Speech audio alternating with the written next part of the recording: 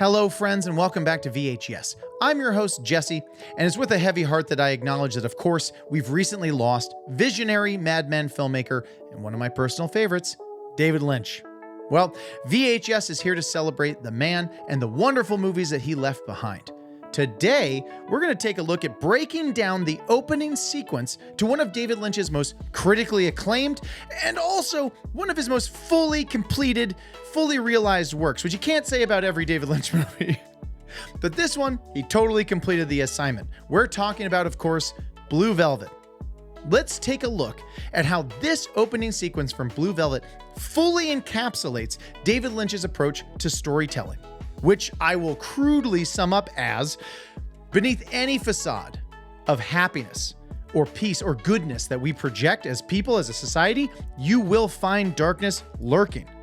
Now, you can either be a victim to that darkness, or you can acknowledge it and fight against it.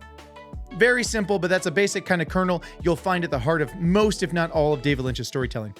So before we get started, don't forget to take a quick moment, like the video, subscribe to the channel if you want to see more. You want to come hang out, just talk more David Lynch with me? I'm going to be doing it for a while. Now let's take a deep dive down into the opening sequence of David Lynch's Blue Velvet. All right, we kick it off right here. After you remember, the opening credits themselves take place over the blue velvet curtains, and then we roll into the opening sequence here with our first shot of a very symbolic image. I don't even have to tell you, you all get this. You've read one book, you've been in one class, you understand.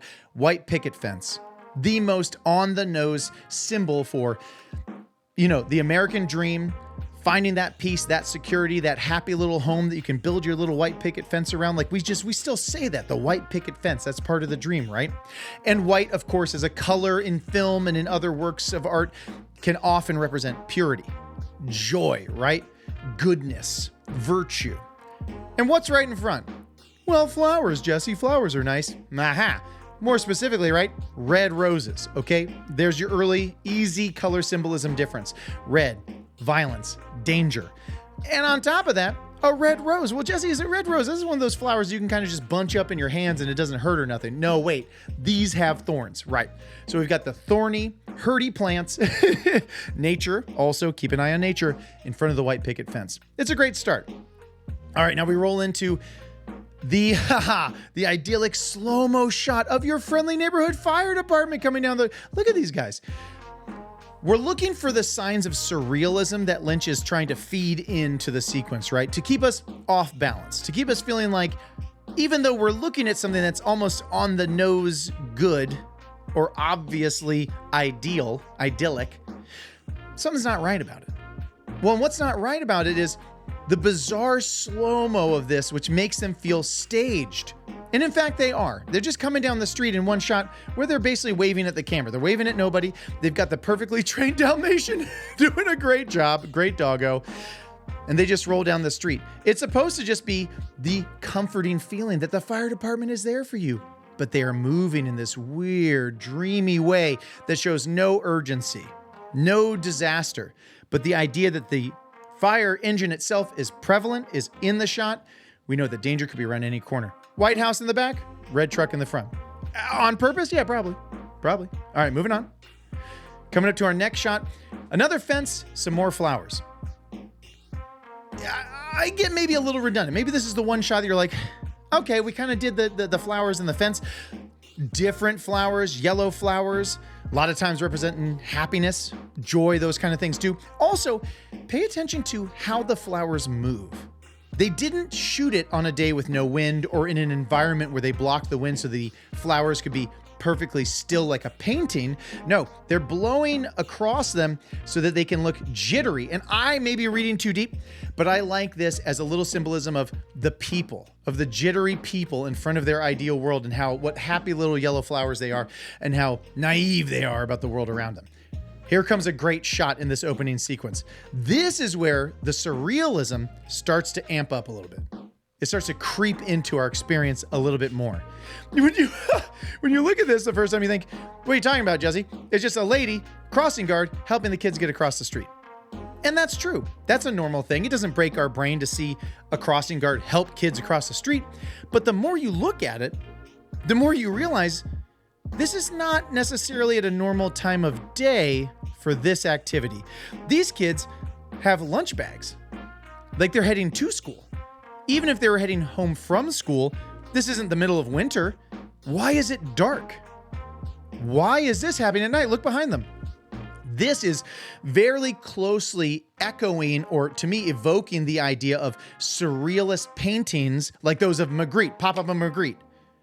This is very similar to me to the same idea of the surrealist lighting in his famous painting, drawing, picture called this thing. And there it is. Now you're looking at it. You see what I'm talking about? Daytime above the house, nighttime in front of the house. Impossible, surreal lighting. Well, we're seeing the same thing here. It is nighttime back behind them. It is dusk. The sun is going down, down, down.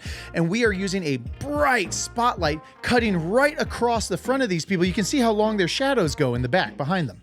A blast of light right in front of them to sort of fake daylight on their faces while it's clearly nighttime behind them. Welcome to surreality. Here they come across, heading to school at nighttime. And then, of course, we find the idealized version of a little single-family house in the suburbs, white picket fence. Note, please, that the bushes, the nature, are pushing through the fence. Nothing's unintentional, okay? Now, as we move into our nice little scene, this is where we're starting to solidify. We're no longer just in weird, dreamy shots moving around out in the world, flowers, people on fire trucks. We have now found a scene. Still in the opening sequence. We're not going to have dialogue. These are not the characters we need to follow. But we found a guy who's living his idealized late middle-aged life. I say late middle-aged because I'm middle-aged, and God, I hope I don't look as old as this guy.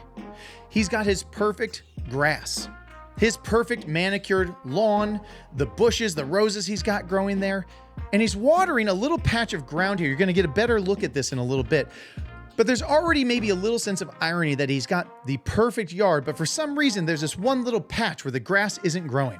And he's having to spend extra time trying to force the life out of this piece of ground. Okay, makes sense? Okay, now and inside, of course, we find the wife drinking the tea, sipping, no pressure. She's not stressed. She's living her idealized life. She's watching a little TV like every good American should. And what is she watching on that TV? A shot of a gun slowly creeping into a room. Look at those nice columns there behind it. It's not like in some dangerous, horrible place. And it's not some quick, fast action that would make you jump out of the way of the danger. It is a gun creeping across the screen into a room. Okay? Cool. Very cool. Pop out back to her husband. No problemo. Working on the yard. All right, now this is where we're going to hazard a little bit of audio. I'm going to back it up because as you see this shot of the hose connected to the spigot, you'll note, it's maybe a little hard to see in the size of the image here, you'll note the connection is not perfect. There's water spraying out of the side of the hose. That happens to a lot of people, so it doesn't break your brain to see that, but it is our first clue that this guy's idealized, perfected world may not be that perfect. So I'm going to back this up a quick second. We're going to hazard a little bit of the audio. All right, here we go. Check it out. Of course, you got Blue Velvet playing in the background. The main reason we're not playing the audio, of course, is that it's basically just Blue Velvet, the song, running across the entire thing. Very dreamy, getting right to the core of things. But this is where the drone, the David Lynch sound design drone starts working its way in to tell you we are getting off balance here. The ideal world is not the real world. So here we go. Let's get another look at it as the droning comes in.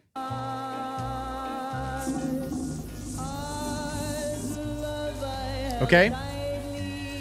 We can go off knowing that that droning is only going to get more and more. And I'm going to, of course, I will link this opening sequence, this great video here. I'll give the original source so you can go give that person some love and watch the sequence on their channel. So here we go. He starts pulling at the hose. Something's wrong. It's not just that the connection's not great. Oh no! We got a kink in the hose. A kink in the hose? Well, a kink in the hose is literally a metaphor for perfection for a plan going awry. And what is it kinked around? Not a person, not technology. It is kinked around a branch. Nature, the imperfect, chaotic world of nature is impeding on his attempt to live his perfect idealized life with his little hose. Nature said, nah. It said a big nah to that. Okay? Emphasizing, look, you can see we're starting to even rattle. You can start to rattle on that spigot. Oh, boyo. Let's back it up. The hose is getting busted over here. This thing shattered, like shaking. He's got the kink around the bush. And then, as if that's the problem, a sudden attack. And he goes down. Remember the plot of land that we were talking about. Remember his little stretch of grass that echoes quite clearly the idea of a fresh plot of a grave. Don't stand here. Don't walk through. Fresh grave. Well, now he's fallen into it. How about that? It's, you know what I mean? It's on the nose the more you think about it, but when you let it roll over you, it's more of a feeling. Something happened to this guy. Killer bee? I don't know. Heart attack in the back of his neck? I mean, I don't know. But he went down hard. And now we're going to just ramp it up. We're not going to try to bring it back. We're going to let it go out, out, out. This is where we get weirder and weirder. Here we go. So as he is dying on his freshly watered plot. Oh, now we're talking. Now we're talking. Now we've got a composition. Because remember, before David Lynch was a filmmaker, he was a... Just shout it out. No. Painter, that's right. He was a painter. And he continued to paint his whole life. He did really weird stuff like shellac dead birds onto paint canvases and stuff. It's wild. So what are we looking at? A beautiful surrealist painting composition. A dead guy who's still watering. Even death couldn't stop him from trying to water and make his world into the perfect ideal space that he wanted it to be. And here comes the future in the form of the baby, just sucking down some sugar, not understanding what's happening, not upset, just looking at the dead dad or grandfather. And the dog. The dog. Lynch will go back to dogs several times. Wild at Heart, I can think of the dog with the hand in the mouth. For the idea of the spontaneous, natural, violent impulses of the dog. And watch how he zeroes in here. The dog's just going up, and now we go in for a little closer shot, but we're going to do it a little bit more. Yeah, there we go. That's the shot Lynch wants. That's what he wants. That's what he feels. I think this is what Lynch sees. He sees that this is what we see. We see this. Oh, no, there's a thing happening to the dog. He's getting in the water. This is what David Lynch sees. This. Do you see what I mean? That's what he's trying to get at. When he sees that dog gnashing and tearing, he feels the implication of all that violence and how horrifying that can be and how unaware we are of it. And now we push in. Down into the grass. Beneath the facade. Beneath the life that the guy built, right? Down and down we go. Let's check it out. Still getting the reference of the water, right? We're still seeing the water hit, so we know we're in his yard, right where he was standing, right where he was trying to make his perfect, idealized world. And down beneath the grass, there's no more light. Just darkness. On the nose. I know, I'm saying darkness. It is darkness. And as we push and push and push through, we finally see what's really down there. And you don't even have to have great definition of what you're seeing. That's not the point. The point is, it's horrifying looking. It's squirmy and gross and liquidy. It almost references H.R. Giger's alien designs. It's worms, it's bugs, it's cockroaches, boom! Welcome to Lumberton. I mean, come on, that's good stuff. You've just been going from this weird, sort of dreamy, beautiful landscape into the dark, dark, dark, past the guy's death, past the gnashing dog, into the bugs and the worms and the gross and the death and the evil roiling down there. Welcome to Lumberton. It's everything. It's everything, right? It's this lady with the weird, what does it even mean? What does it even mean? Right? The beautiful yellow letters, hopeful, happy, the beautiful trees. That's all that's happening here. People in beautiful dresses and yellow letters. Welcome to Lumberton. But we now know there is so much more happening under the surface, and that's where the movie's going to go. And that's where Lynch went.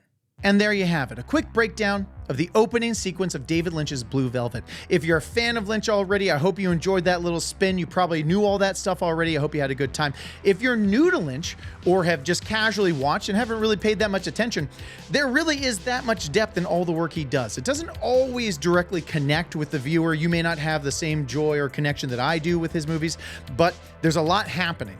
And none of them are lazy swings. You know what I mean? They're always big swings. So give this classic a rewatch and let me know in the comments how upsetting it very much still is. It's so upsetting. And until next time, we live here, only on VHS. Take 'em home, Craig Velvet. Ooh, I like that one. Thanks for watching, everyone. Oh, and please like and subscribe. Check out more of our videos. Leave a comment. Or don't. You do you.